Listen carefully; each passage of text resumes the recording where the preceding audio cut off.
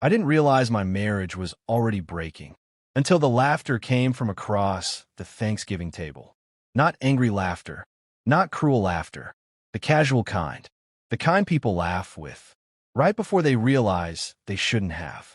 And in that moment, with a fork halfway to my mouth, and my name hanging unspoken in the air, I understood something that would change everything.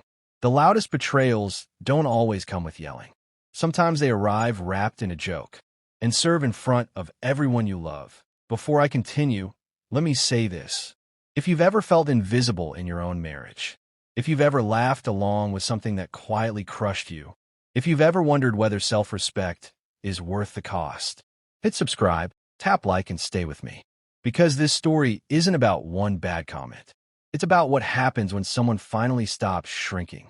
And trust me, this is going somewhere you don't expect. Thanksgiving had always been my favorite holiday. No gifts, no pressure, no forced excitement. Just food, familiarity, and a few hours where everyone pretended life made sense. That year, our house was full in that loud but comfortable way. The kind of chaos that feels warm instead of overwhelming. My brother-in-law Jason was arguing with Uncle Mark about football, voices raised, hands gesturing wildly, both of them absolutely convinced they were right. My old college friend Brian was pouring wine like he lived there, already half a glass ahead of everyone else, telling a story he'd told before, but somehow made entertaining again. The kitchen smelled like roasted turkey, butter, cinnamon, and something sweet baking in the oven. Plates clinked, chairs scraped. Someone laughed every few seconds. Normal, comfortable, or at least that's what I thought. Karen sat at the head of the table. She always did, not because anyone told her to, but because the room naturally bent toward her. She had that effortless presence, the kind that made people lean in when she spoke. Quick smile, sharp timing, confidence that didn't ask permission. People gravitated toward her. I used to admire that about her. I still did in a distant, complicated way. I was seated halfway down the table, talking quietly with my sister-in-law Lisa about her new job. I remember nodding, lifting my glass, feeling oddly content. Then Karen leaned back in her chair. She didn't raise her voice. She didn't sound angry. She smiled, and she said, loud enough for everyone to hear, "Well, at least some of you have something exciting going on. I can't say the same for what I'm thankful for at home." The table froze. Not dramatically, not instantly, just enough for the words to land, just enough for the meaning to settle. And when it did, it landed on me. A couple people chuckled. That unsure, polite kind of laughter people use when they don't know whether they're allowed to laugh. Someone cleared their throat. Jason suddenly found his mashed potatoes fascinating. Karen smirked, not cruelly, not openly, just enough to show she was enjoying the pause. The attention, the power. She didn't look at me. She didn't need to. I felt the heat rise into my face, slow, burning, until my ears rang. My chest tightened. My hands went still, but my expression didn't change. I lifted my glass and took a measured sip. Years of practice had taught me how to stay still when something hit hard.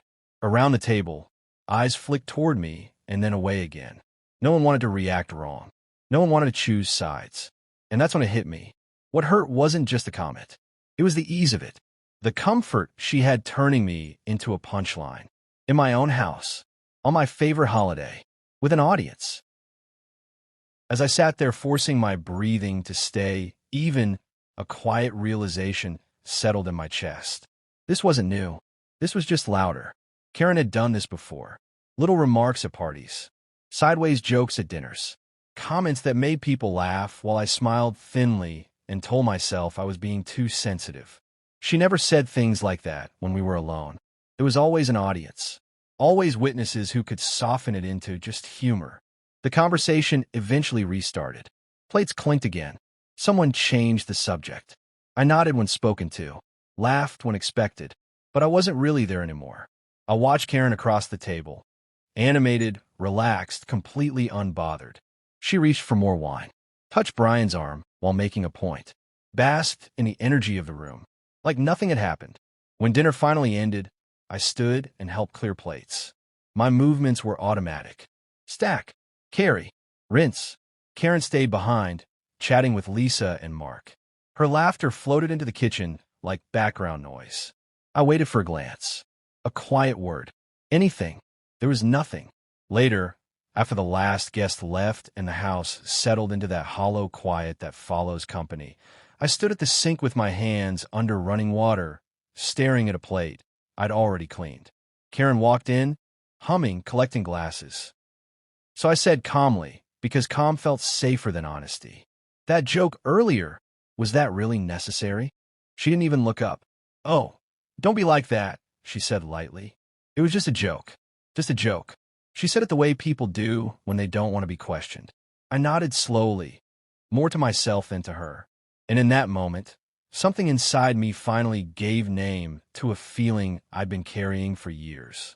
I was tired, not physically, something deeper. The kind of tired that comes from shrinking yourself over and over, until you don't recognize how small you've become. Karen poured herself another glass of wine, completely at ease. And as I watched her, I felt a quiet shift inside me. Subtle, almost imperceptible, but real. I didn't argue. I didn't raise my voice.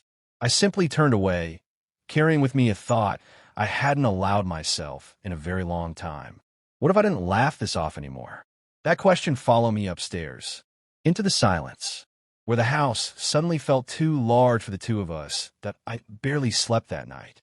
Not because I was angry, not even because I was sad, but because my mind wouldn't slow down. It replayed moments I'd brushed aside for years, stitched them together into something I could no longer ignore. Beside me, Karen slept peacefully, her breathing steady, unaffected. That contrast stayed with me long after the room went dark. And somewhere between the quiet and the realization, I understood something that would change the course of my life. I hadn't been overreacting. I'd been underresponding. The morning came gray and cold. Not dramatic, not symbolic, just honest. I woke up before my alarm, the house still wrapped in silence. Karen was asleep beside me, turned slightly away, her breathing slow and even. She looked peaceful, untouched by what she'd said, by what it had done. That contrast sat heavy in my chest. I slipped out of bed carefully, like I didn't want to disturb more than just her sleep. In the bathroom, I stood staring at my reflection longer than usual. The man looking back at me wasn't weak, but he was worn down. Lines at the corners of his eyes that hadn't been there before. Shoulders slightly slumped, not from age, but from carrying something invisible for too long. I splashed water on my face, straightened my back, and asked myself a question I'd avoided for years. When did I stop mattering to myself? I didn't make breakfast, didn't start coffee. I grabbed my jacket, my keys, and walked out. The air outside was sharp, the kind that wakes you up fast. I sat in my car for a moment before turning the key, hands resting on the steering wheel, feeling something unexpected. Calm. Instead of driving to work like I always did, I turned the wheel the other direction, toward a place I hadn't stepped into in years. The gym. Walking through those doors felt strange, like stepping into a memory I'd abandoned. The morning came gray and cold. Not dramatic, not symbolic, just honest. I woke up before my alarm, the house still wrapped in silence. Karen was asleep beside me, turned slightly away, her breathing slow and even. She looked peaceful, untouched by what she'd said, by what it had done. That contrast sat heavy in my chest. I slipped out of bed carefully, like I didn't want to disturb more than just her sleep. In the bathroom, I stood staring at my reflection longer than usual. The man looking back at me wasn't weak, but he was worn down. Lines at the corners of his eyes that hadn't been there before. Shoulders slightly slumped, not from age, but from carrying something invisible for too long. I splashed water on my face, straightened my back, and asked myself a question I'd avoided for years. When did I stop mattering to myself? I didn't make breakfast, didn't start coffee. I grabbed my jacket, my keys, and walked out. The air outside was sharp, the kind that wakes you up fast. I sat in my car for a moment before turning the key, hands resting on the steering wheel, feeling something unexpected. Calm. Instead of driving to work like I always did, I turned the wheel the other direction, toward a place I hadn't stepped into in years. The gym. Walking through those doors felt strange, like stepping into a memory I'd abandoned. The smell hit first. The low hum Rubber of machines, mats, disinfectant, the clank metal. of weights. I signed up without overthinking it. No grand vow, no dramatic promise. Just action. The first workout humbled me. My lungs burned. My muscles protested. Sweat soaked through my shirt within minutes. But there was something grounding about it. Honest. Every ache was earned. Every movement had purpose. I left exhausted, sore, and clearer than I'd been in years. So I went back the next day. And the day after that, I didn't announce it to Karen. Didn't explain myself. I just changed. Up earlier. Home. Later. Quieter but not withdrawn. Focused. She noticed. Of course she did. Karen always noticed when something shifted outside her control. At first it was just glances. A pause when I walked into a room.